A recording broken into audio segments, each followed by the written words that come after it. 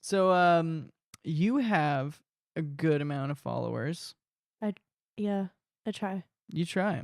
When did that happen? Because there's always usually like a boom. The boom happened honestly with my band's first album. The Stoked on You album came out in 2013. Mm-hmm. And then in 2014 it was re-released through Burger Records, and yeah, we were playing like a lot of big festivals like What year was this? 2014. And yeah, I was doing like Volcom stuff and like American Apparel modeling, like random stuff like that. And that's Oh. how like the following started to grow, was around that time, and it's sustained and like grown like since then. Yeah.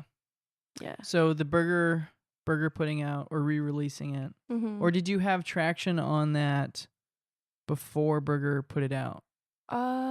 Because Burger must have noticed it. Well, I met with Burger in 2012 because I would intern for them, and I would like ride my scooter over every day in between classes because I was at Cal State Fullerton. Mm-hmm. So I would ride my scooter from Cal State all the way to Burger, and then like when I had a 2-hour gap, I would like vacuum for them and like fold their tapes and like help them. And then I was like, I have this band and we're awesome. You're gonna love us. Like, here's that CD. And then they ended up putting out our We Are Free EP back. They did a cassette in like 2013. Mm-hmm. So that's how we got connected with them. And then I was still like doing self-release stuff like on Bandcamp and SoundCloud. And then they like knew about the album and everything, but it just took a little longer for them to get the vinyl and stuff made. So that's why it was a year later. It's pretty cool, man. It shows dedication. You're like, I'm going to go down there, do whatever needs to be done, put in that elbow grease, vacuum some floors. Elbow grease, show them that grease. I care. Oh, yeah. Oh, what are you doing later, Melissa? Oh, you know me, going down a Burger. Just doing whatever. Well, I mean, okay, so you have a much bigger following than I have. You have about 30,000 at this date and time.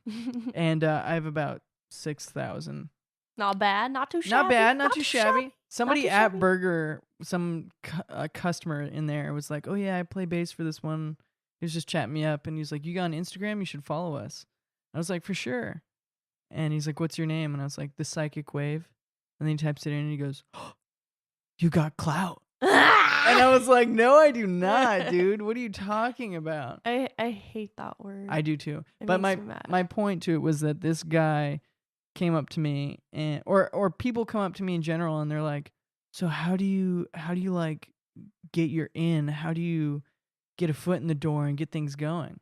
And it's always different stories. Like you were vacuuming and interning for Burger. Yeah. And I was bored. And I decided I have music equipment. Why not talk to bands? Yeah. You just gotta like make the effort. Most of the time it was me going out to shows and buying beers for bands that I thought were really good. Like that's pretty sick. Small time stuff.